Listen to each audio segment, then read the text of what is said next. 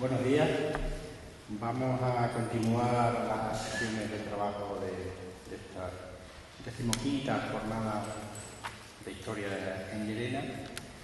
Y antes de iniciar la presentación de los ponentes de esta mañana, quisiera advertirles que todos aquellos que hayan suscrito para la comida de a mediodía, que será en el patio de enfrente del Centro Cultural, que recojan las invitaciones ahí en la mesa. Bien, voy a presentarles a los ponentes que me acompañan en la mesa. En primer lugar, Laura Lavado, es licenciada en Historia, especialidad en Historia Moderna por la Universidad de Extremadura.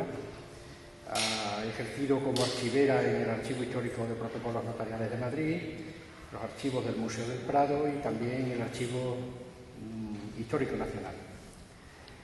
Como documentalista ha trabajado también para el Gobierno y las Diputaciones de Castilla y León, Gobierno de Extremadura, y actualmente se encuentra realizando el doctorado en Ciencias de la Documentación por la Universidad Complutense de Madrid y está trabajando en su tesis sobre el Tribunal de la Inquisición de Llerena. Y después don Juan Ignacio Panizo, licenciado en Filosofía y Letras, sección Geografía e Historia, es doctor en Historia por la Universidad Pública de Navarra y actualmente pertenece al Cuerpo Facultativo de Archiveros, Bibliotecas y Arqueólogos del Estado, pues, número 1 de la oposición, y actualmente también desempeña la jefatura de la sección de Inquisición en el Archivo Histórico Nacional. En cuanto a sus publicaciones, pues la ficha que aparece en el libreto sobre el resumen de la jornada, pues la podrán comprobar ustedes, la extensa bibliografía de algo. El tema de su ponencia pues trata sobre la Inquisición moderna.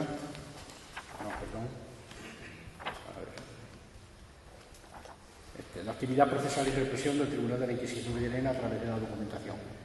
Yo anoche, en la charla que tuvimos, pues me quedaron impresionados de los conocimientos tan exhaustivos que tienen sobre la documentación del Histórico Nacional relacionada con la Inquisición. Y, desgraciadamente, en las publicaciones actuales que existen sobre la Inquisición española, y que son muchas, me da la impresión de que no conocemos lo que es la intrahistoria, lo que es la verdadera historia de esos procesos y de las peculiaridades y de las anécdotas tan humanas y tan interesantes que nos estuvieron contando. Espero que ahora, en el desarrollo de su ponencia, pues nos alumbren con todas ese contenido humano de lo que es la documentación, la base de la historia, como ustedes saben. Les dejo con Laura y Ignacio. Muchas gracias, Luis.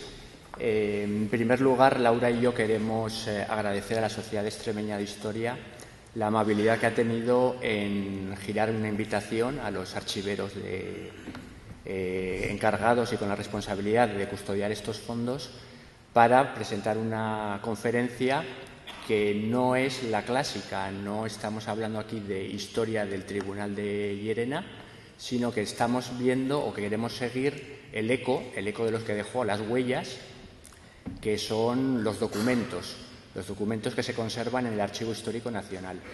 Por lo tanto, consideramos bastante interesante ver el Tribunal de Llerena a través de lo que dejó, que son los papeles. Laura y yo hemos ido afinando esta conferencia desde que nos hicieron la invitación y, en principio, teníamos nuestras dudas por varios motivos. Para nosotros es un reto por el hecho de encontrarnos con un público tan numeroso, tan variado también en cuanto a conocimientos.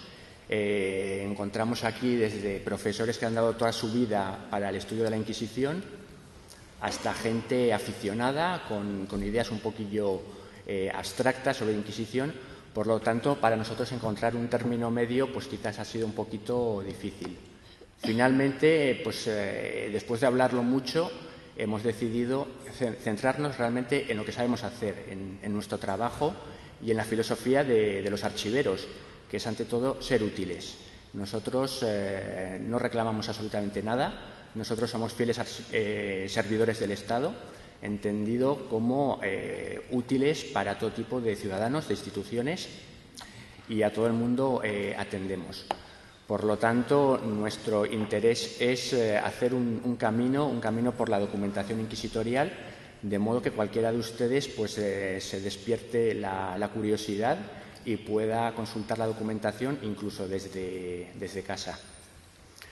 Bien, por otro lado, hay otro tema que nos parece interesante comentar, y es que cuando este tipo de instituciones culturales nos hacen un ofrecimiento, a los archiveros nos resulta bastante grato porque tenemos que consultar nuevamente la documentación y muchas veces desandar lo que ya hemos andado, ver los pasos anteriores y apretar un poco en la documentación que quizás por la rapidez, por las premuras, habíamos visto y habíamos descrito con bastante rapidez.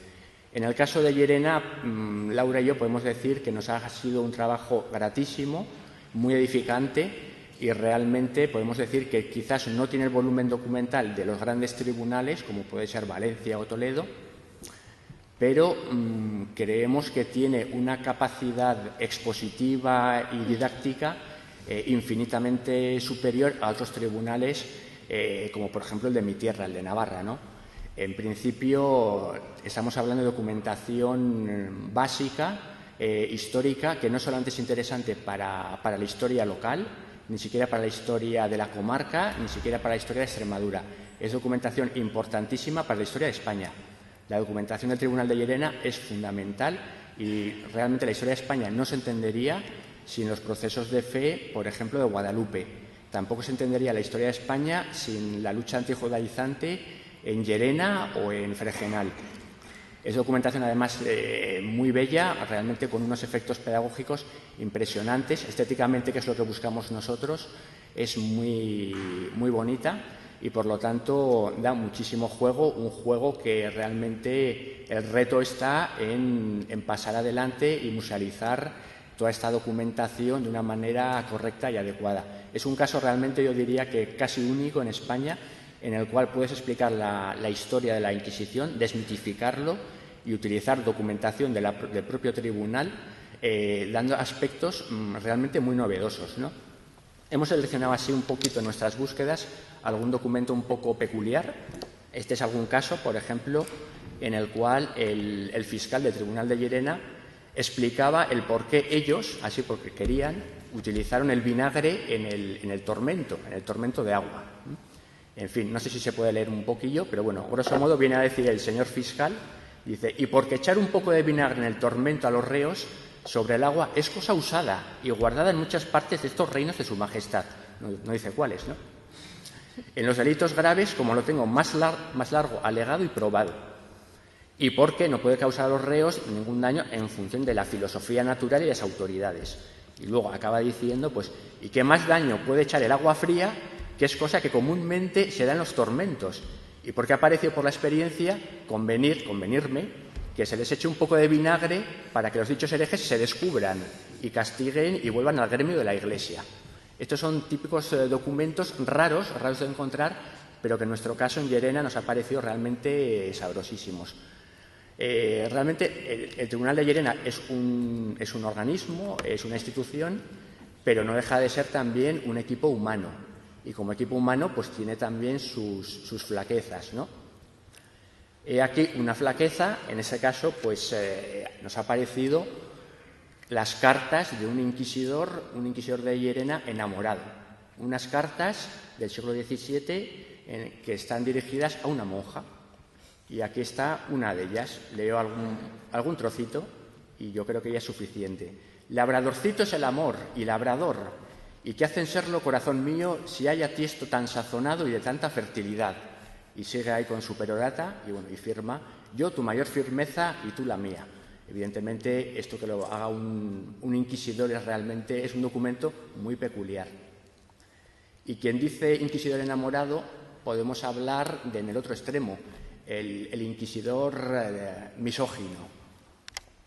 Este es un caso bastante peculiar de un inquisidor que levantó el escándalo aquí en la ciudad y, en fin, daba mucho de qué hablar y al final pues se le levantó una investigación y uno de los testigos decía que en varias ocasiones y en público que dicho inquisidor eslava habla impúdico, diciendo a las mujeres, voy a copiar, putillas, desolladas pellejas, que tan grande tendréis aquello. El aquello no hace falta especificar. Diciéndolo claramente como pudiera el patán más deshonesto del campo, y siendo la risa del pueblo, y considerando con cuánta indignidad tiene el puesto. Y encima decía, y a los hombres dice, cornudillos. Por lo tanto, es documentación que nos da unos aspectos muy humanos de lo que era el tribunal más allá de los procesos de fe. Hay documentación también muy interesante que no nos ha aparecido en ningún otro tribunal, como pueden ser pergaminos enormes, documentos pintados, mapas y planos, o en este caso, por ejemplo, son las votaciones para cargos en la cofradía que tenía el personal de Inquisición en Llerena. Estas son las papeletas que se introducían en la urna, hubo un pequeño fraude y, bueno, pues se investigó.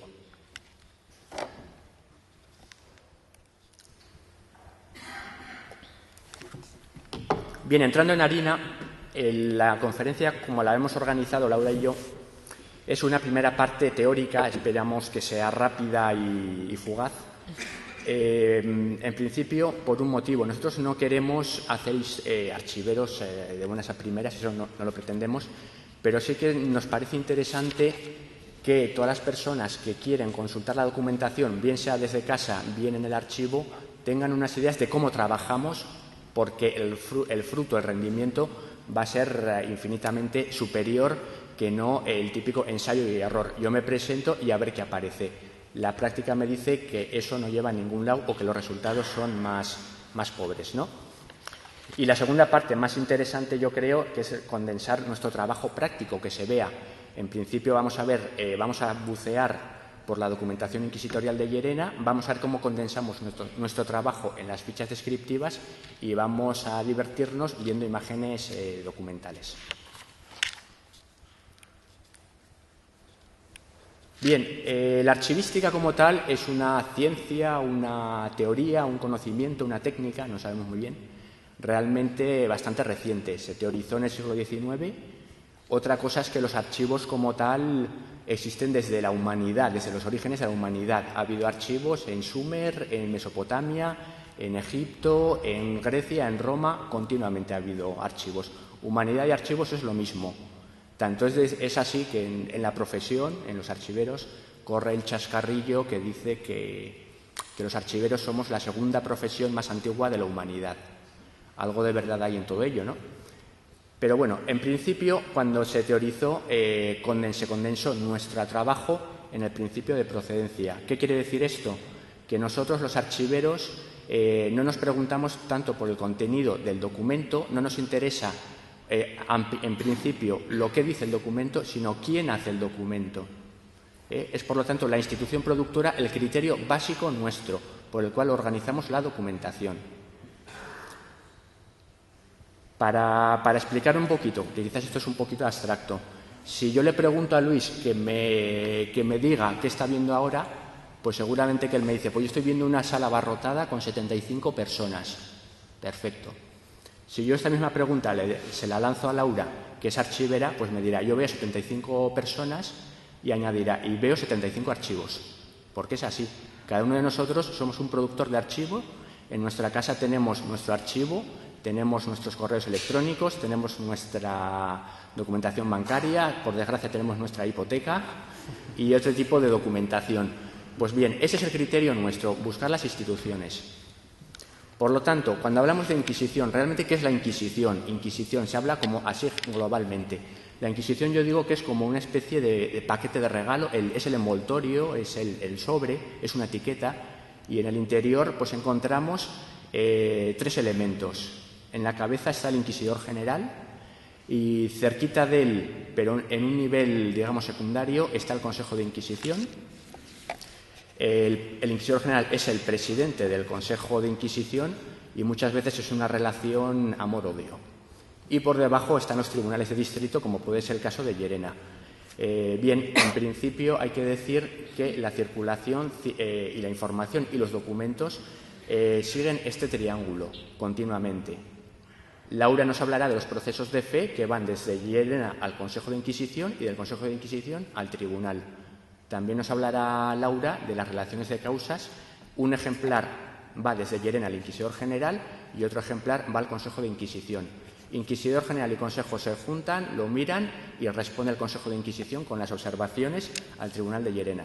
Por lo tanto, este triángulo es básico y el que no tenga asumido este triángulo no va a entender nada y seguramente que no localizará ninguna documentación.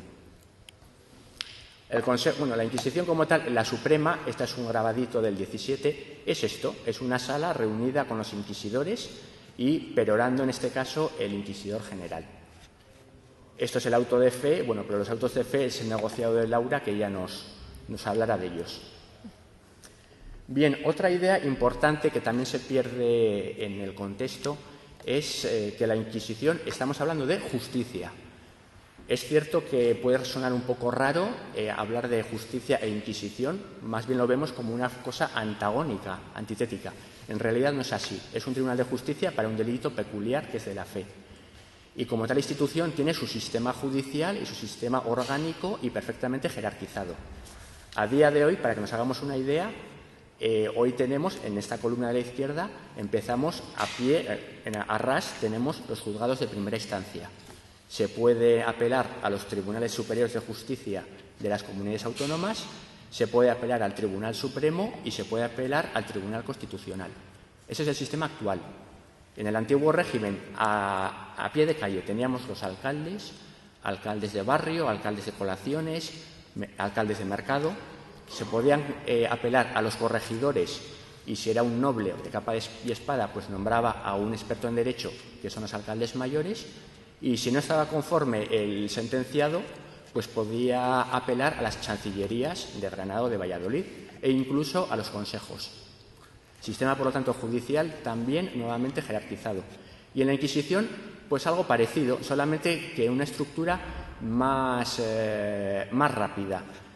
En la base, los tribunales de distrito, uno de ellos Llerena, y de allí se pasa directamente al Consejo de Inquisición.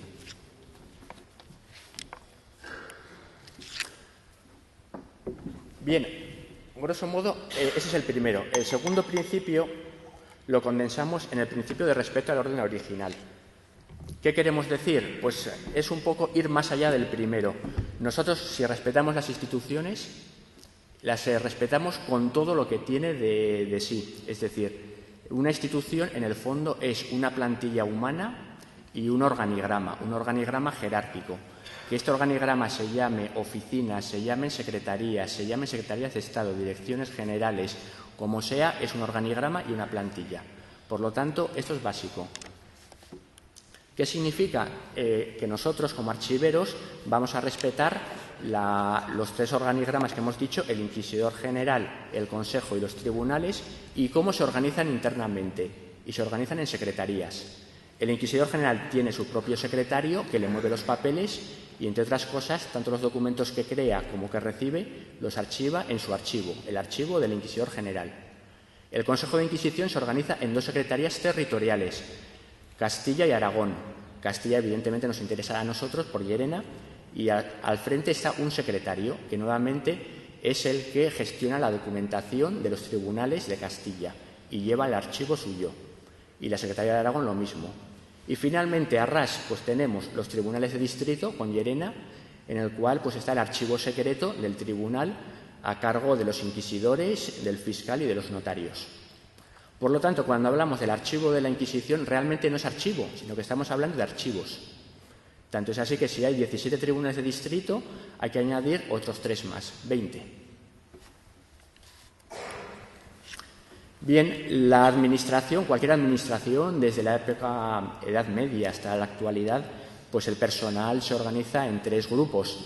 El personal directivo, que es el que toma la autoridad, el que toma las decisiones, hablando en plata, el que corta el bacalao. Por debajo está el equipo de gestión, las personas que tramitan la documentación, bien sea administrativa o procesal judicial. Son lo que vulgarmente llamamos los chupatintas. Y por debajo está pues, todo tipo de auxiliares, porteros, mensajeros, etc. ¿Esto cómo se traduce en nuestro esquema de la Inquisición? Pues el Consejo de Inquisición, presidido como órgano directivo, está el Inquisidor General y los inquisidores. Y luego, al cargo de la gestión, el importante, el que mueve el papeleo, es el fiscal, ayudado por un equipo de relatores, de escribanos y de los secretarios territoriales que ya hemos dicho, de Castilla y Aragón. Este modelo se utiliza también para los tribunales de distrito, pero en una versión reducida. El equipo directivo, ¿quiénes son? Pues 3 inquisidores. ¿Por qué 3? Pues sencillamente para que al votar las sentencias no hubiera empate. Y luego, pues por debajo está el equipo, la gestión. El importante, pues es el fiscal. Y luego ha ayudado, pues todo un equipo, pues los secretarios del secreto, los del secuestro y luego auxiliares. El nuncio, que es el mensajero, alcaldes, médicos, etcétera, familiares, etcétera. Bien, un principio básico que estudia el historiador de primero de carrera. La historia se hace con documentos. Si no hay documentos, no hay historia. Uno podrá hacer novela histórica, podrá hacer una narración imaginativa, pero sin documentos no hay historia. ¿Y un documento qué es? Pues sencillamente es la unión de un continente y un contenido. Este continente es un soporte, que en prehistoria sea la piedra o sea el metal, es el continente. Y el contenido es la información. ¿Qué nos dice? ¿Qué nos cuenta tal documento? Un documento nos puede contar que se está procesando a un judaizante. Ese es el contenido. Entonces, la información y el soporte se unen mediante la escritura. Aquí es un poco donde nos gusta ver la diferencia entre el archivero y el historiador. El historiador prioriza la información y nosotros como archiveros, evidentemente, nos interesa la información, pero también prestamos mucha atención al continente.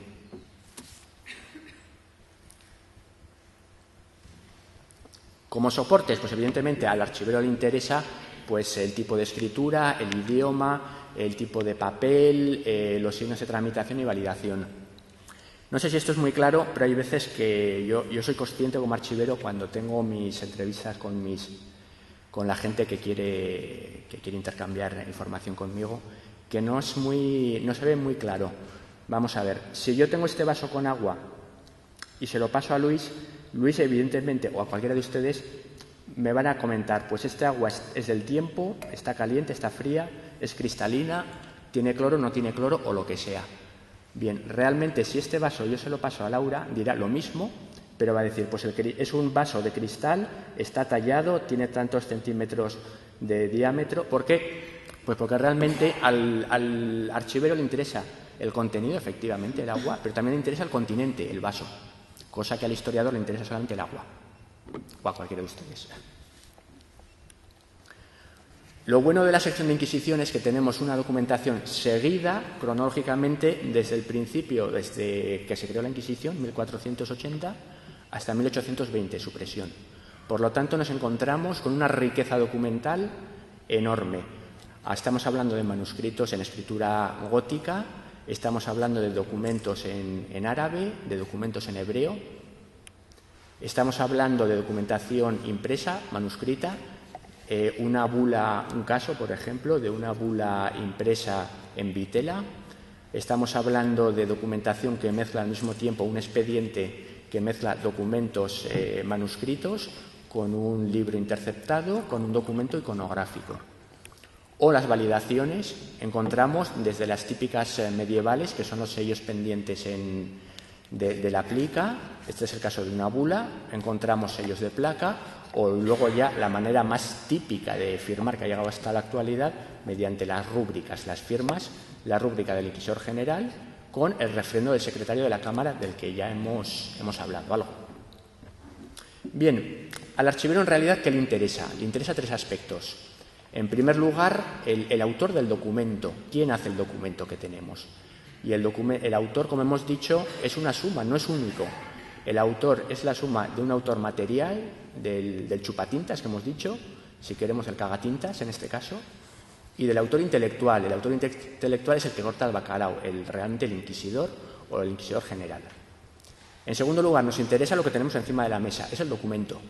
Y el documento como tal que tiene una mezcla, unos caracteres externos que los acabamos de ver, el soporte, la escritura, el idioma, y al mismo tiempo tiene unos caracteres internos. Es decir, qué nos dice, qué información nos está pasando el documento y, sobre todo, tenemos que tener en cuenta cómo nos está diciendo esta información.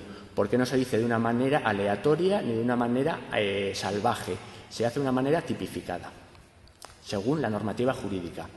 Y, en tercer lugar, como archiveros que somos, nos interesa saber cómo ha llegado hasta nosotros. Si tenemos una documentación ahora de 1480, es porque se ha conservado durante siglos hasta la actualidad. Y eso también nos interesa. Finalmente, para acabar un poco esta exposición teórica, hay que recordar que el documento, como tal, el documento inquisitorial no es aleatorio, no es anárquico. Estamos hablando de justicia, por lo tanto, de una institución oficial, una institución de la monarquía que se mueve por legislación. Por lo tanto, el documento es el reflejo de la actividad humana e intelectual de esa institución. Por lo tanto, sigue la legislación. En segundo lugar, el documento como tal no está suelto, sencillamente porque el procedimiento se complica, tiene muchas fases y cada fase genera un documento. La suma de todos los documentos genera o bien el expediente administrativo o el procedimiento judicial. Pongamos por caso un proceso de fe. Un proceso de fe no es más que una suma de documentos que materializan las actuaciones de un tribunal, el de Llerena, encaminados a la sentencia de un asunto, de un judaizante, de un reo. Por lo tanto, tiene un inicio, tiene una tramitación y tiene una resolución. Y bueno, finalmente, pues los archiveros nos gusta mucho todo el tema legislativo, evidentemente porque nos da la pauta de lo que tenemos sobre la mesa. De ahí que ver la teoría y ver la práctica nos enriquece mucho. Bien, esto es un poquito como ideas básicas. Después de esta perorata, vamos a pasar a la chicha de la conferencia, y es que vamos a ver la documentación, cómo la hemos trabajado. Todo esto que hemos hablado, cómo se refleja en la práctica. Esto parece filosofía, pero bueno, no lo es. En principio queremos decir que se puede ver todo esto, muchas de las cosas que vamos a ver, no hace falta ir ni siquiera al Archivo Histórico Nacional. Las tenemos y las podemos ver desde casa. Otras cosas veremos que no. En principio, para verlo, nosotros trabajamos siempre de cara a la sociedad, a los ciudadanos, a los investigadores. Y nuestra filosofía es poner cuanta más información al público, mejor que mejor. Somos conscientes de las imperfecciones, se puede mejorar, pero nuestro criterio es de que más vale algo que nada. Para ir, por lo menos, para ver la documentación nuestra, hace falta entrar en la página web del Ministerio de Educación, Cultura y Deporte. Este es el inicio. Y a continuación vamos a la sección de archivos.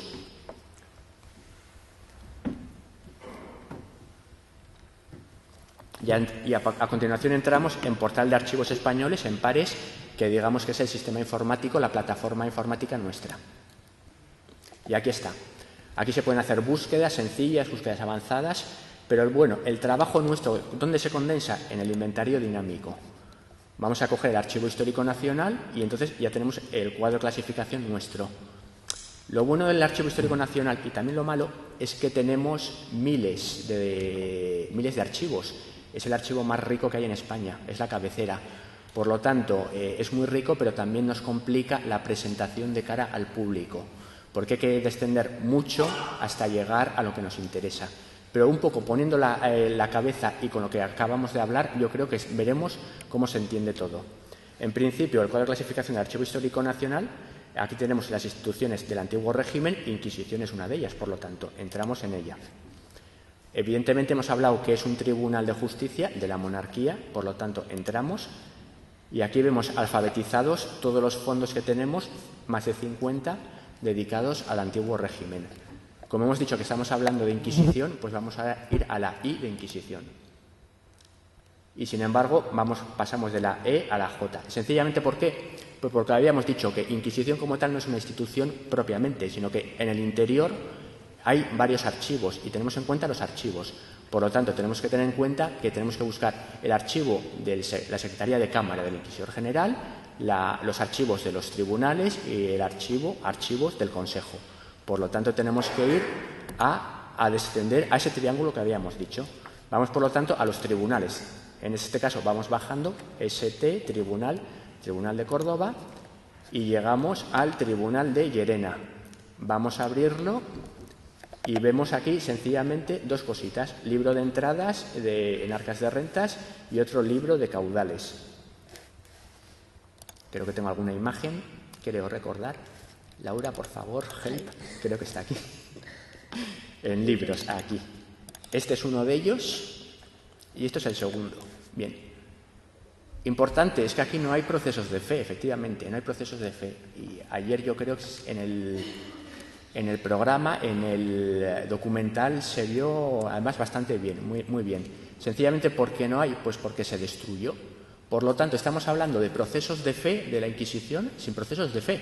Es algo realmente peculiar, curioso, pero es que es así. No los tenemos. El que busque en el Tribunal de Llerena los procesos de fe no los va a encontrar, porque no los hay. No, los hubo, efectivamente, pero en el 19 se destruyeron. Por lo tanto, tenemos que volver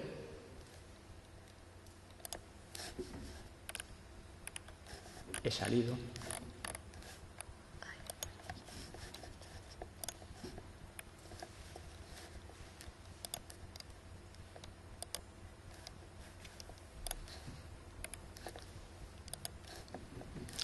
Bien, entonces tenemos que ir ahora al Consejo de Inquisición, viendo ya lo que hay en Llerena, en el Tribunal de Llerena, que no nos satisface. Vamos a ver cómo es un triángulo de comunicación, por lo tanto, ¿qué llegó desde Llerena al Consejo de Inquisición? Y ya llegamos al Consejo de Inquisición. Lo abrimos y yo casualidad que encontramos aquí dentro el Consejo, la Secretaría de Cámara del Inquisidor General. ¿Por qué? Pues por una cuestión puramente técnica. El secretario de Cámara hacía doblete, era al mismo tiempo un secretario territorial y secretario de la Cámara. Por lo tanto, finalmente, en la historia de los archivos, acabó mezclándose, juntándose. Por eso lo hemos metido dentro del Consejo de Inquisición. Sin embargo, no nos va a interesar ahora mismo esto, sino la Secretaría Territorial de Castilla, que es de donde colgaban la documentación. Y aquí, como vemos, está la documentación del Consejo. Evidentemente hay todo tipo de documentación y, en principio, nos vamos a centrar en lo que nos interesa, que son los procesos de fe. Y paso entonces la palabra a mi compañera Laura, que nos los va a explicar ahora. Bueno.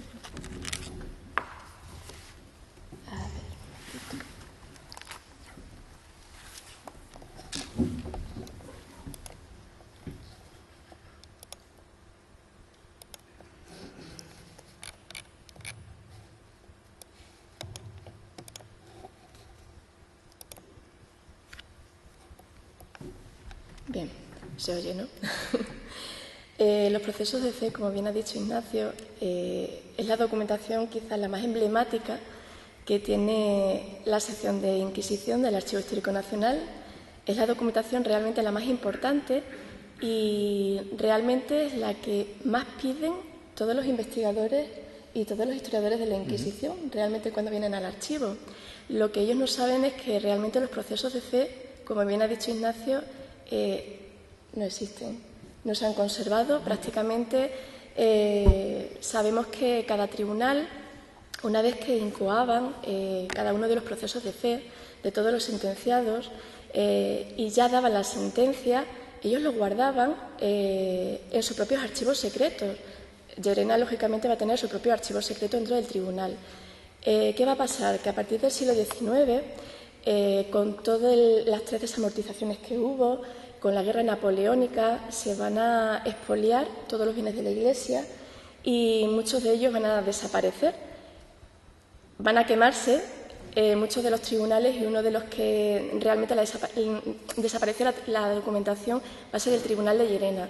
Por eso realmente procesos de fe no vamos a encontrar nada más que 8, que son los que vamos a ver ahora en pares, y que son los únicos vestigios realmente que hay de procesos de fe para este tribunal, pero no así otro tipo de tribunales que, bueno, consiguieron burlar un poco la suerte, y son, por ejemplo, los tribunales de Toledo, de Valencia, que los conserva la sección de Inquisición en el Archivo Histórico Nacional. Eso sí se pueden consultar allí, e incluso las imágenes están, hasta donde yo sé, digitalizadas, ¿no? Estamos en ello. Vale.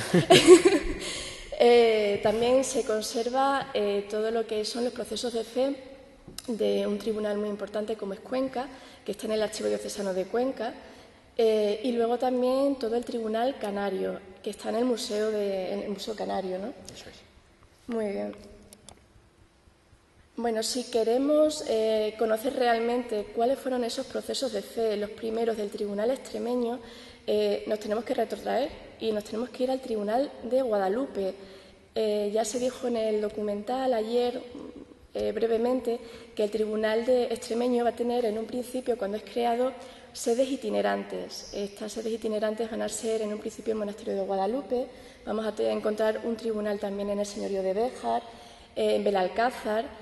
Bien, pues en el propio Monasterio de Guadalupe, en el Monasterio Jerónimo, se van a incoar los primeros procesos de fe del Tribunal extremeño. Estamos hablando en torno a 1485, 1488, y estos se conservan. ¿Por qué se conservan? Porque Guadalupe, el Monasterio de Guadalupe, va a fusionarse por proximidad con el Tribunal de Toledo. Y como el Tribunal de Toledo está conservado, se conservan sus procesos de fe. Aquí tengo que hacer un hincapié en que todos los trabajos de descripción del Tribunal de Guadalupe, que son interesantísimos sus procesos de fe por la antigüedad, los está trabajando mi compañero Ignacio Panizo junto a Luis Miguel de la Cruz, que es el jefe de la sección de clero en el Archivo Histórico Nacional, y bueno, creo que va a salir un trabajo maravilloso. Yo creo que sí. Bien, pero realmente, ¿qué pasa si queremos nosotros estudiar los primeros procesos de fe de Llerena? Bueno, pues aquí tenemos un grave problema, porque no se conservan. No se conservan y nos tenemos que ir a otro tipo de fuente secundaria, de la que luego vamos a hablar, que no van a ser los procesos de fe, porque no están, solamente hay 8, sino que nos tenemos que ir a la serie documental de relaciones de causas de fe y autos de fe, que luego ya vamos a explicar pormenorizadamente.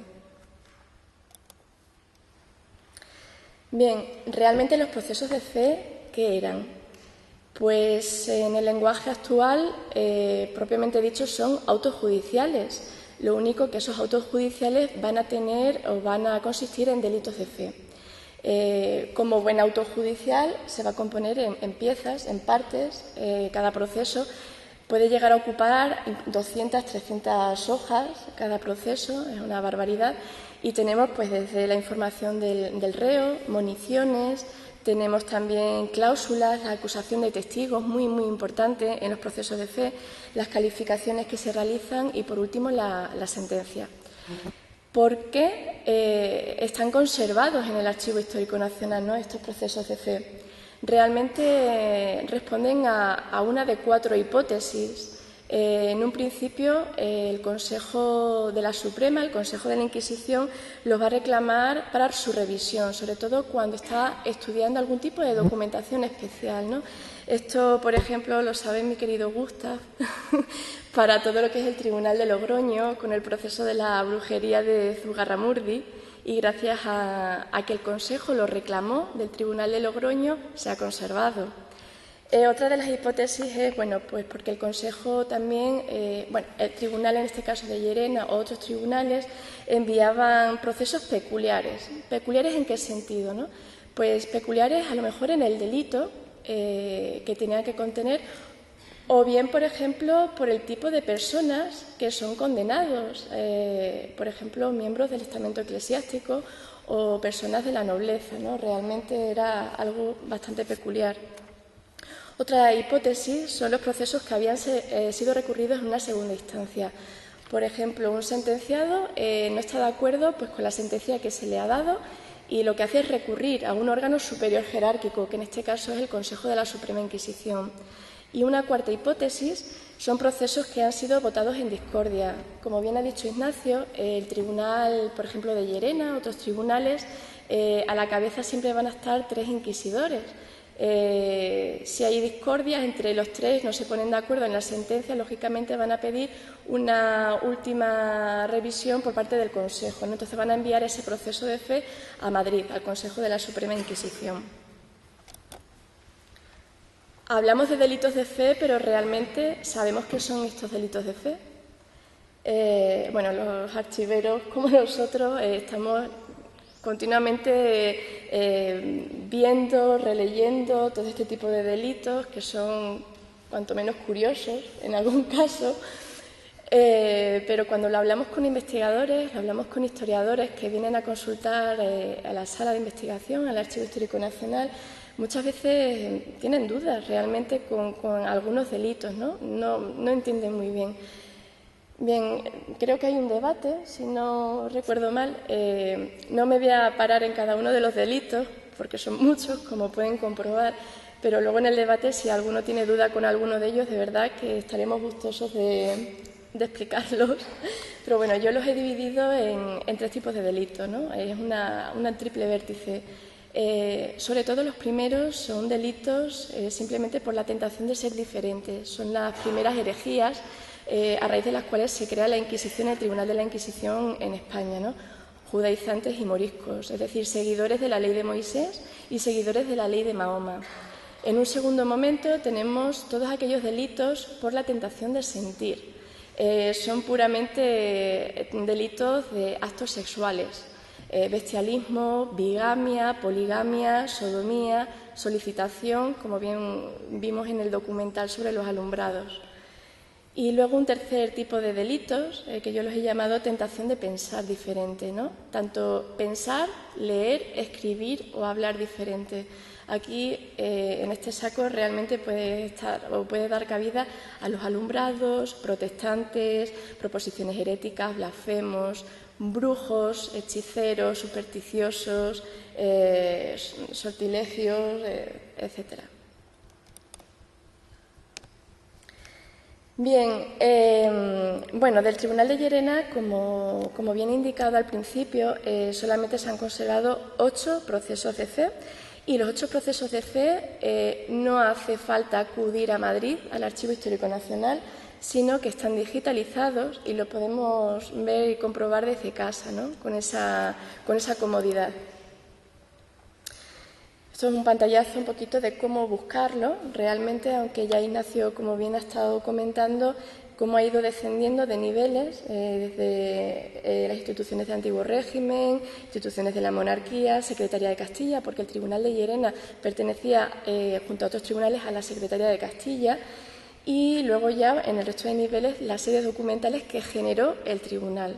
Como estamos indicando, son los procesos de fe en este primer momento.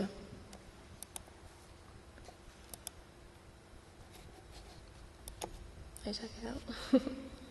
Bien, esto es una ficha de un proceso de fe. Después lo vamos a ver en directo. Vamos a buscarlo, el mismo proceso de fe en Pares. Si es que no se ha caducado y se ha colgado. Esto es lo que pasa con Pares. Pero bueno, se trata de un proceso de fe que se le incoa a Inés Sánchez y era, bueno, alias la Lindica, era vecina de la Aba y se la detiene por hechicería. Dentro de todo el proceso de fe va a haber una serie de delación de testigos, acusaciones, información de la REA. De verdad que es apasionante, ¿no? Leer el proceso. Creo que tiene, si no recuerdo mal, 210 páginas, que después veremos las imágenes. Y bueno, todas estas piezas realmente conforman ese auto judicial tan importante y que, bueno, da mucho de sí, ¿no? Bueno, vamos a ver si somos capaces de hacerlo en Pares. A ver si nos ha caducado. A ver. Bien, como dijo Ignacio, nos metemos en Consejo de Inquisición, después en Secretaría de Castilla, que es la que archivó cada uno de los procesos de fe, y vamos descendiendo por todas y cada una de las series documentales que generó y que guardó la Secretaría de Castilla. Si buscamos procesos de fe, tenemos que darle a la pestañita de más, aquí pinchamos y buscamos nuestro tribunal, que en este caso es Llerena.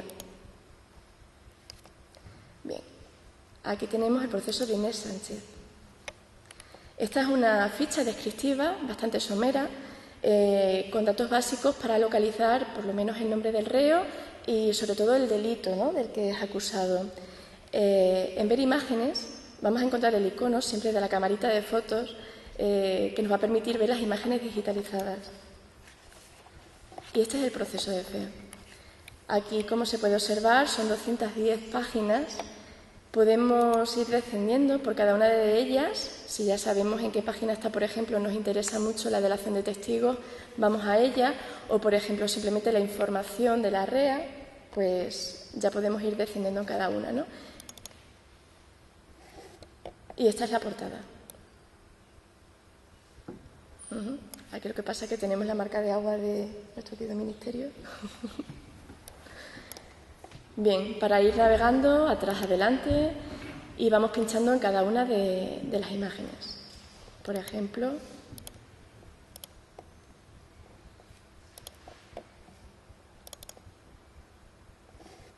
esta es la lista de testigos que acusan contra ella por hechicería. Casi todo, si uno se pone luego a ver y a leer, se va a dar cuenta que realmente la acusaron vecinas, seguramente por envidia, ¿no? O porque no consiguieron lo que el conjuro o la oración, bueno, se creó para ello. Y sobre todo a mí me llama la atención que de los testigos que va a tener y de que la van a acusar van a ser familiares y comisarios y alguaciles de la ABA. Bien.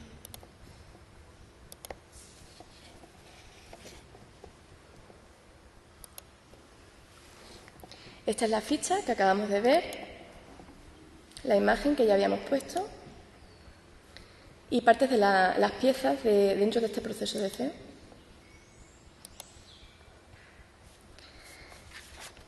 Y hasta aquí la serie documental de procesos de fe. Realmente es muy cortita para el caso del Tribunal de Llerena, porque como he dicho, solamente existen 8.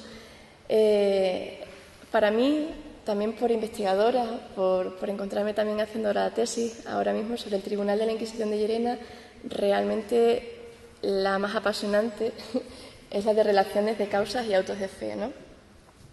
Bueno, nosotros muchas veces nos preguntábamos, o yo por lo menos me he preguntado cuando empecé a trabajar en el Archivo Histórico Nacional, bueno, si conservamos tan poquitos procesos de fe, ¿cómo es posible que aparezcan tantísimas publicaciones hechas de historiadores, de investigadores, hablando, por ejemplo, sobre X delitos o sobre, por ejemplo, estadísticas sobre el número de sentenciados? A mí me llamaba mucho la atención, porque realmente procesos de fe, muy poquitos, a no ser que te cojas el Tribunal de Toledo, Tribunal de Valencia, Cuenca o Canarias, ¿no? Bien, esto tiene una explicación, y es que se acude a una segunda serie documental, que es una fuente secundaria, pero realmente es la más apasionante, porque no está manipulada, los datos no están manipulados, porque era una documentación de carácter interno del propio tribunal, para por lo menos ir controlando un poquito todos los sentenciados que iban saliendo, tanto en causas de fe, que iban sentenciando allí en la sala de audiencias del propio tribunal, como los que salían en el auto de fe, ¿no? Era una manera de ellos de, bueno, pues tenerlos controlados, y también que el Consejo de la Suprema, que recibía esta documentación, lo fiscalizara a su tribunal, ¿no? Hay que decir que esta serie tiene una serie de subseries. Encontramos relaciones de causas de fe, relaciones de autos de fe, un tipo de documentación híbrida entre relaciones de causas de fe, autos de fe, que son las causas pendientes, que luego evolucionarán en alegaciones fiscales que hablará Ignacio. Y una muy curiosa, una subserie, son las relaciones de causas vistas durante las visitas al distrito. Este es un pequeñito ejemplo, igual que Ignacio comenzó pues, con algunas anécdotas, ¿no?, que nos encontramos en la documentación, curioso y gracioso, sobre una causa concreta. Esto luego pondremos la imagen de cómo son las relaciones de causas de fe, esos listados, pero nos detenemos en uno de ellos, en una causa. Y es un señor de San Martín de Trevejo, de la zona de Cáceres. Bueno, se llama Francisco Durán y dice así la causa, ¿no? Francisco Durán, cristiano viejo, de edad de 30 años, fue testificado con mucho número de testigos de haber dicho, yendo en cierta procesión, donde iba el Santísimo Sacramento, y faltando incienso y habiendo reñido por ello el cura, después de acabada la procesión, dijo que había estado por dar 2 pedos porque la procesión no fuese sin perfumar, lo cual se calificó por escandalosa y ofensiva de las personas que lo oyeron. Mandóse parecer esta su causa. En defensa tuvo otras proposiciones que se calificaron por blasfemas y sospechoso de herejía. Simplemente por decir eso, que se iba a tirar 2 pedos, pues ya es condenado por la Inquisición. Este es el delito de blasfemia. Bien, esta es la imagen que tiene una relación de causas de fe y de autos de fe. Como pueden comprobar, son listados realmente, ¿no? En el caso de las causas de fe, que son las primeras que vamos a hablar, van a ser listados de sentenciados en la sala de audiencia del propio tribunal. Va a ir evolucionando este documento.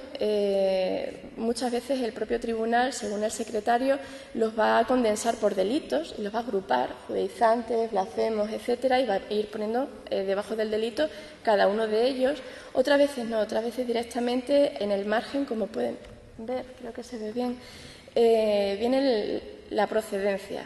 Va juntando por procedencia. Esto muchas veces pasa, por ejemplo, en las famosas relaciones de causas de fe de moriscos, que fueron todos capturados en la zona de Mérida y de Hornachos. Entonces todos van a estar agrupados por la localidad de la que eran vecinos. Como se puede comprobar, estas relaciones de causas de fe, ¿qué información contenían? Bueno, en un principio van a tener una información muy básica, ¿no? El nombre del reo, el oficio o la edad, sobre todo la naturaleza y la vecindad que tiene en ese momento y el tipo de delito. A partir ya de 1530, coincidiendo con una organización de tribunales, se va a ver que se va a profundizar muchísimo en el contexto en que fue cometido ese delito, en el morbo, ¿no? Realmente. Y bueno, esto es lo que nos ha quedado para la historia y realmente es apasionante.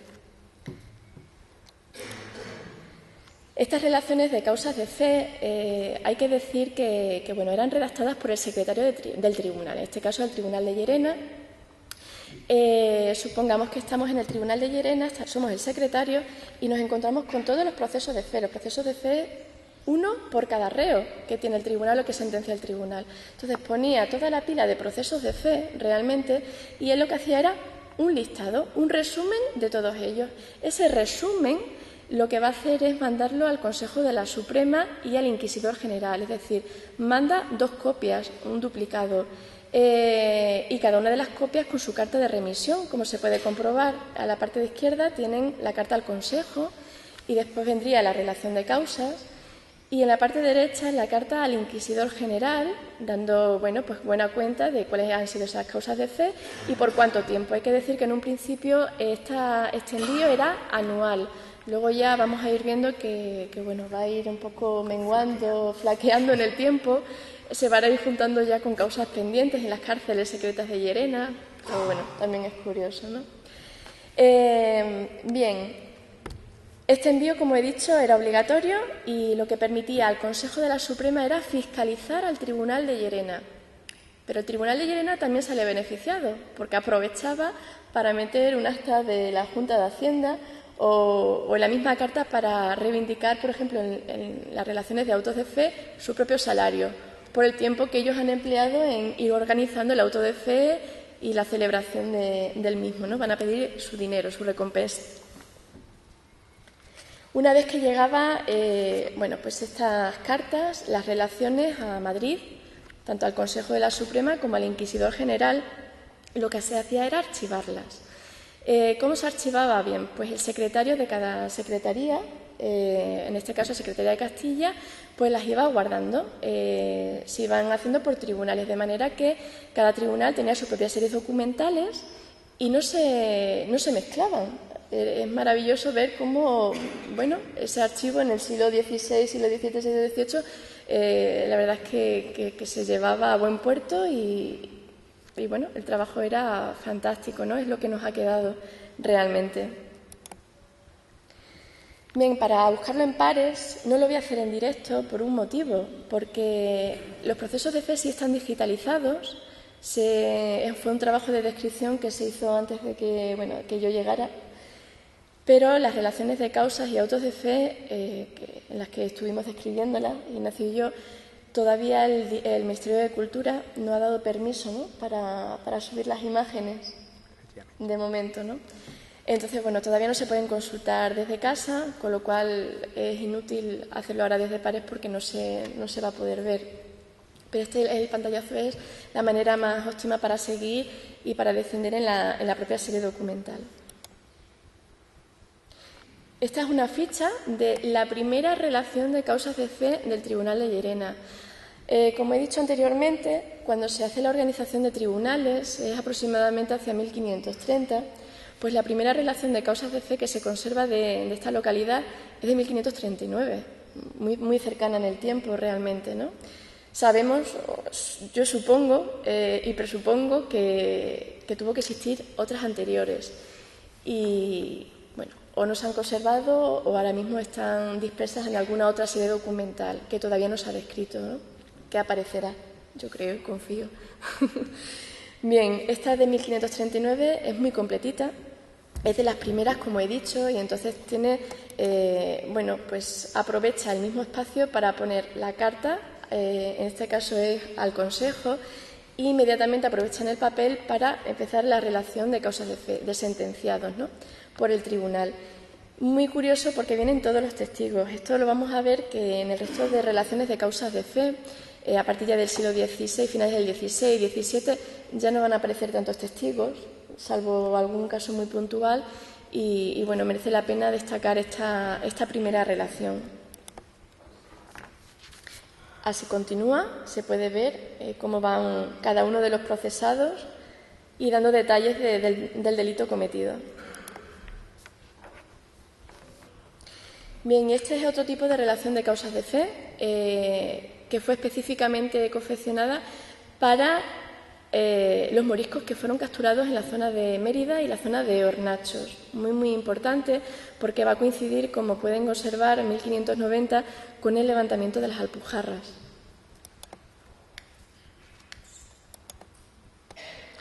Bien, y ya nos pasamos a otra subserie dentro de la serie de relaciones de causas de fe y autos de fe, y son las relaciones de autos. Bueno, pues una gran parte de procesados por el Tribunal de Llerena eran condenados a salir en un auto de fe. Esto va a generar una tipología documental muy característica, distinta a las relaciones de causas de fe, porque aquí van a ser todos aquellos listados de personas que ya salieron en el auto de fe, no los que van a salir, sino los que ya salieron. El auto de fe ya se ha celebrado y tienen que dar buena cuenta de ello al Consejo de la Suprema. Van a contener datos, sobre todo, pues lo mismo que las causas de fe en este sentido. El nombre del reo que va a salir en el auto de fe, el oficio que tenía, la edad, si procede, también el delito cometido, en qué contexto se cometió este delito, de dónde, de qué sitio era vecino esta persona, ¿no? Y sobre todo la sentencia final y si recibió o no tormento, muy importante. Bien, esto es una planta de un auto de fe. No es de Llerena no se conserva este tipo de grabados, pero nos sirve de ejemplo por proximidad del Tribunal de Córdoba. Bien, el auto de fe, como pueden observar y como ya se habló en el documental ayer, era una manifestación pública cuidadosamente escenificada en la que se pronunciaba la sentencia al acusado, al reo. Era el acusado de cometer un delito de fe, realmente. Fue un instrumento muy utilizado por la Iglesia, sobre todo en el siglo XVI, como propaganda política, como ostentación de su poder y, sobre todo, para conseguir el terror, ¿no?, en los fieles. Hay que decir que solo se celebraba cuando ya se había acumulado un alto número de procesos, ¿no? Había un alto número de personas metidas en las cárceles secretas de Llerena, o bien cuando se había propagado algún tipo de herejía a la que había una necesidad de dar un poquito de escarnio público, ¿no? Por ejemplo, el caso de los alumbrados del que ya hablamos ayer. Resulta obvio también decir que era un acto muy costoso. Hacer un auto de fe, que en un principio va a tener un carácter anual, va a ser algo costosísimo. Se reservaba solamente para las grandes ocasiones, ya que provocaba muchísimos dispendios. Había que pagar el salario a los inquisidores, había que pagar a los maestros carpinteros de Llerena para que hicieran el tablado de madera, había que pagar el refrigerio a las autoridades que iban a venir a disfrutar del auto de fe. Y gastos y más gastos. O sea, Bueno, pues por eso ya en el tiempo, a partir del siglo XVII, van a ir menguando. Hay que decir también que, coincidiendo ya con el siglo XVII, con la crisis económica que va a suceder, pues va a tener que bajar el número de celebraciones de autos de fe. ¿Y qué va a pasar con esas personas que estaban en las cárceles secretas esperando salir en un auto de fe? Que van a salir en un autillo. Realmente se le va a dar su sentencia dentro de la propia sala del propio tribunal. No hay dinero para más y se tiene que hacer en el propio tribunal. Esto es una ficha de una relación de autos de fe, también sacada de pares. Y es la primera que se conserva. No tenemos autos de fe de Llerena hasta 1566, coincidiendo con una época en la que se va a perseguir sobre todo las herejías de judaizantes y moriscos, ¿no? Como se puede comprobar, creo que solamente hay judaizantes, un altísimo número, y una persona solamente condenada por una proposición herética. Esta es la imagen de esta relación de auto de fe. Como se puede comprobar, en el margen izquierdo va a ser la localidad donde son capturados, de donde son vecinos y que se les va a meter en el carro y se les va a llevar a las cárceles secretas de Llerena. Y esta es una segunda ficha ya de esta tipología híbrida que va a haber de relaciones de autos de fe y causas pendientes. ¿Causas pendientes por qué? Porque a partir de 1620... Como ya se ha explicado anteriormente, bueno, pues las relaciones de causas y autos de fe van a resumir esos procesos de fe. Imaginemos, por ejemplo, que a una persona se le había sentenciado en el auto de fe a galeras. Cuando la carta y la relación de auto de fe llegaba a Madrid, podían haber pasado ya meses, incluso años. Imaginemos que el Consejo de la Suprema, una vez que revisaba la relación de auto de fe, se da cuenta que esa sentencia no debería haber sido. No se debería de haber dado una sentencia a galeras, a lo mejor por 4 años, ¿no? Sin sueldo, a remar en las galeras del rey. Ya no se puede echar para atrás, porque esa persona ya estaba remando a lo mejor hacía 2 años. Con lo cual, bueno, ¿qué va a hacer el Consejo de la Suprema para tenerlo todavía más controlado al Tribunal de Llerena y a otros tribunales? Van a solicitar que les envíen relaciones de causas, pero que todavía no les hayan dado la sentencia, para ellos tenerlo bastante más controlado, ¿no? Para evitar este tipo de errores que se cometieran en un futuro. Bien, estas relaciones de causas pendientes van a ir derivando en otra tipología documental, de la que hablará brevemente Ignacio, que son las alegaciones fiscales, ¿no? Y que van a desaparecer muy prontito en el tiempo, realmente. Esta es el grabado, es la imagen de la relación de autos de fe y causas pendientes, esta evolución.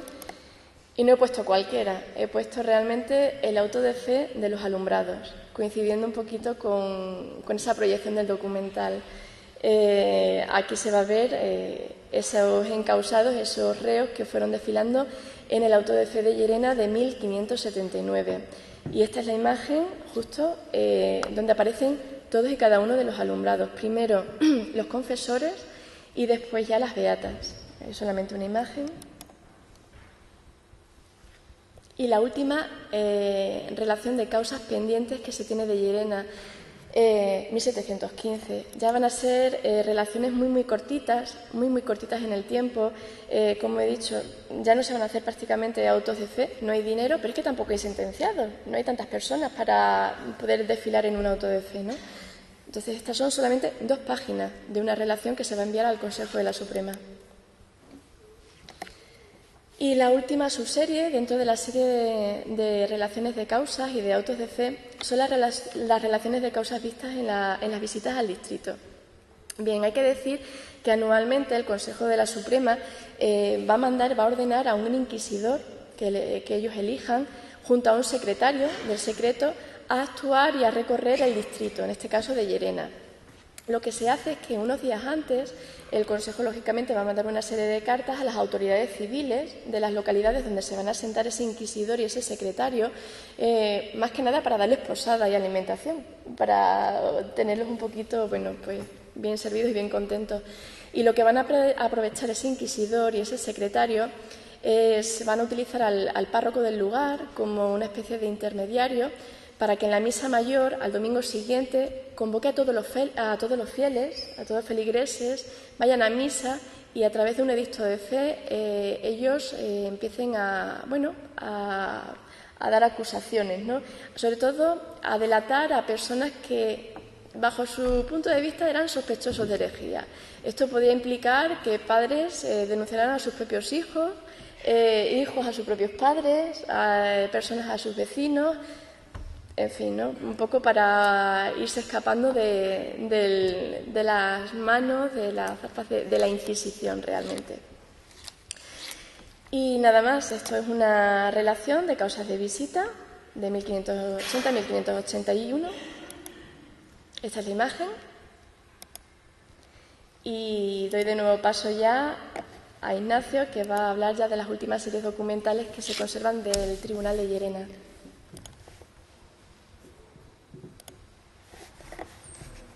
Bien, brevemente, como ha dicho Laura, los procesos de fe no los conservaba, salvo raras excepciones, el Consejo de Inquisición, se guardaban en los tribunales. Sin embargo, el Consejo tenía la información de las relaciones de causas. Todos los encausados los tenía en estas relaciones, en estos listados.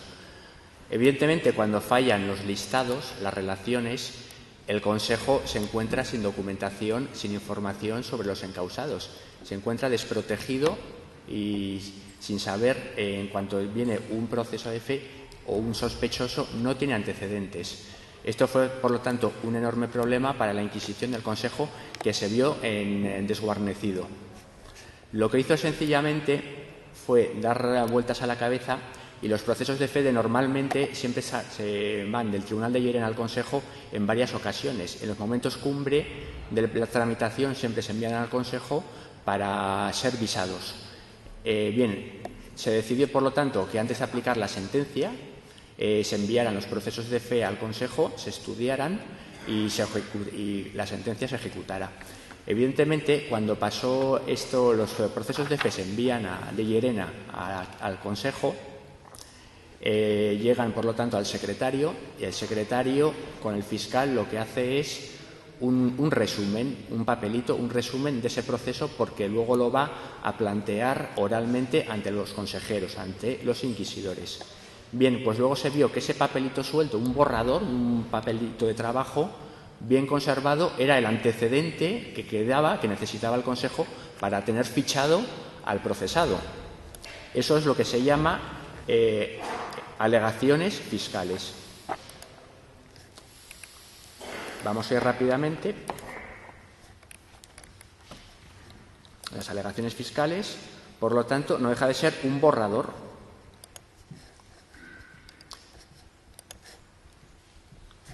Hay, por lo tanto, de Llerena 401 documentos, alegaciones fiscales, que corresponden a una minuta de trabajo del fiscal del Consejo, que, por lo tanto, resumía 401 procesos de fe, normalmente ya todos del siglo XVIII hasta la supresión en 1820. Cualquiera de ellos lo puede ya ver, se puede organizar, se pueden ordenar cronológicamente, y se puede ver al mismo tiempo pues, la ficha descriptiva que hemos hecho, resumen del contenido, y a su vez ver la imagen. Bien, para acabar, nos gustaría decir que, además de tener procesos de fe, los tribunales, la Inquisición era un tribunal para su propio organismo, para su propio personal. Por lo tanto, la Inquisición velaba por los suyos, toda la gente sometida a su fuero, a su jurisdicción. De ahí que los inquisidores o cualquier miembro de la Inquisición que tuviera algún pleito, lo que iba a hacer era evitar ir a la justicia ordinaria, a esos alcaldes mayores que hemos hablado, esos corregidores.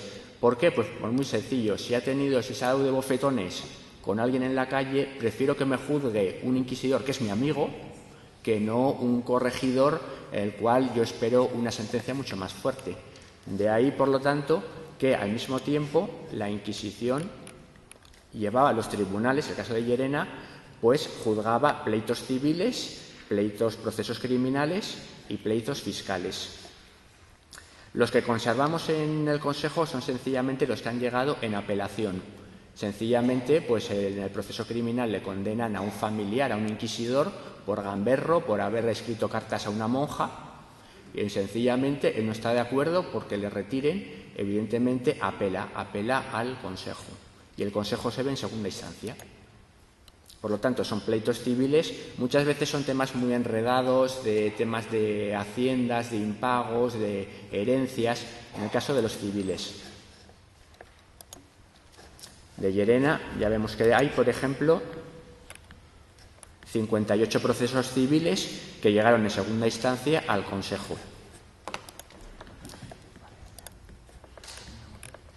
Luego también hay procesos criminales en los cuales algún miembro del Tribunal de Llerena pues se vio enredado en alguna causa criminal, pues bien por alguna querella, bien por algún navajazo, por algún tortazo, cosas de este tipo.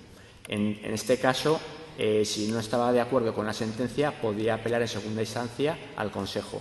Son los procesos criminales, que también están. Y finalmente están los pleitos de competencias, que son un poquito especiales porque son problemas que tenía el Tribunal de Llerena con las autoridades civiles o eclesiásticas de Llerena. Por ejemplo, el Tribunal de Llerena, los inquisidores que se veían menospreciados por el corregidor o por ejemplo, por el obispo.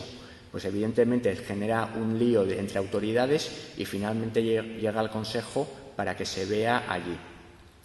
No nos da tiempo ya de delimitar más, pero en principio es un poco lo que queríamos era que se viera el trabajo nuestro, el trabajo de los archiveros, que se puede ver desde Internet. Hay algunos casos con imágenes digitalizadas, otros hay que verlos in situ en la sala del Archivo Histórico Nacional.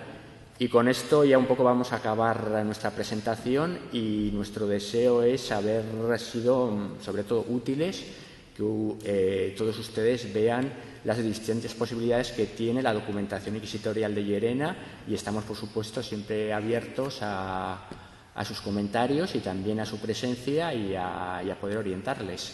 Pues muchísimas gracias en nombre de Laura y mío. Muchas gracias.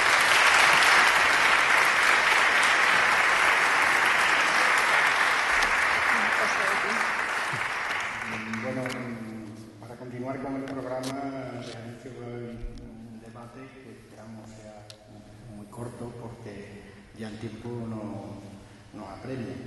Si alguien quiere hacer alguna pregunta. He hecho un comentario. Hace poco que discutía que Espere que le van a aproximar el micrófono. Hace poco que trabajando en ponencia para esta me di cuenta que 3 de los tratados de un auto de fe de 1662, donde había circulatorio de reos, eran de Granada. Entonces, usando las relaciones de Granada, me di cuenta que en cada caso el inquisidor general mandaba que se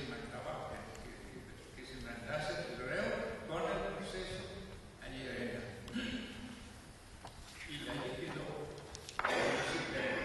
Pero vamos a suponer que en otro caso ordenan a los inquisidores de Llerena a mandar el reo y el proceso a Toledo, a un auto general de fe en Toledo o en Cuenca. Entonces tendríamos allí un proceso de Llerena conservado. En principio eso es así. El hecho de que se muevan los sentenciados, los reos, de un tribunal a otro no era raro, más bien era la norma, en tanto en cuanto los autos de fe necesitaban a gente. Si no había sentenciados que salían auto de fe, muchas veces los tribunales se dirigían al Consejo pidiendo que otro tribunal le prestara, hablando en plata, condenados para que figuraran en los autos de fe. Bien, el hecho de que vaya la documentación asociada con el reo, que cambia evidentemente, en este caso, de tribunal, es un tema que no está muy bien estudiado, pero entra dentro de la lógica. sencillamente porque la Inquisición, como hemos dicho, el Consejo muchas veces no guardaba los procesos. Sin embargo, se encontraba con problemas bastante serios de cara luego a buscar los antecedentes. Realmente la Inquisición era como una especie de gran centro policíaco, un gran centro de documentación, y necesitaba siempre ir tirando de antecedentes. ¿Qué pasaba? Si evidentemente el proceso de fe cambia de un tribunal a otro, se encuentra por lo tanto un hueco en el tribunal correspondiente en el que lo ha tramitado. Muchas veces estos condenados suelen pedir la clemencia al inquisidor general: por favor, que ya he cumplido una parte de mi penitencia, que se me levante. Como muchas veces el Consejo no tiene la documentación a mano, lo que hace es pedir los antecedentes al tribunal o a los tribunales. Muchas veces a los tribunales. Laura ha comentado, evidentemente, que en las relaciones se habla de lugar de tal, o sea, natural de tal sitio y vecino de tal sitio. Esto no es una cuestión gratuita. Esto es una cuestión que tiene una lógica. Sencillamente al condenado, se le destierra siempre, pero fuera del lugar de donde él es natural y fuera del lugar donde él es de residencia. Procuran siempre, muchas veces, desarraigarlo. Entonces es importante porque en ese momento hay tres cambios. Por una parte, el sitio donde ha sido encausado; en segundo lugar, el proceso en donde ha salido en el auto de fe; y en tercer lugar, allá donde le han enviado, donde ha sido desterrado. Por lo tanto, el Consejo muchas veces se encuentra sin saber en dónde está la documentación de base, ¿no? De ahí que muchas veces escribe a varios tribunales al mismo tiempo para saber qué ha pasado. Si una persona de Llerena ha sido sentenciada a un destierro en Toledo, van a escribir a Llerena para saber el proceso de fe, pero también van a escribir a Toledo porque Toledo está desterrado y es la Inquisición, el Tribunal de Toledo, el que está obligado a controlarlo. Por lo tanto, el hecho de que haya movimiento de personas, de reos y movimiento de documentación me parece dentro de la lógica inquisitorial, que tiene bastante lógica. Lo que pasa es que tampoco está muy bien estudiado este asunto de los procesos de fe, de cambio de procesos de fe, pero yo creo que sí que es bastante lógico, ¿eh? Vale. Bueno, ya me avisan que vamos bastante mal de tiempo. Luego vienen las comunicaciones, no importa, luego más tarde o esta tarde podríamos ampliar el debate después de haber oído ya al señor Gustavo. Yo antes quiero anunciar que ahora hay un café para todos los que lo deseen en el patio de enfrente. También que el visito vuelvan a retirar lo que tengan ya abonada la comida para luego a mediodía. Las indicaciones se las darán en la mesa, que los certificados del CPR se les entregarán después de la clausura esta tarde, y que los comunicantes que vengan a continuación después del café, que no hayan entregado sus imágenes, que por favor que pasen aquí para incorporarlas a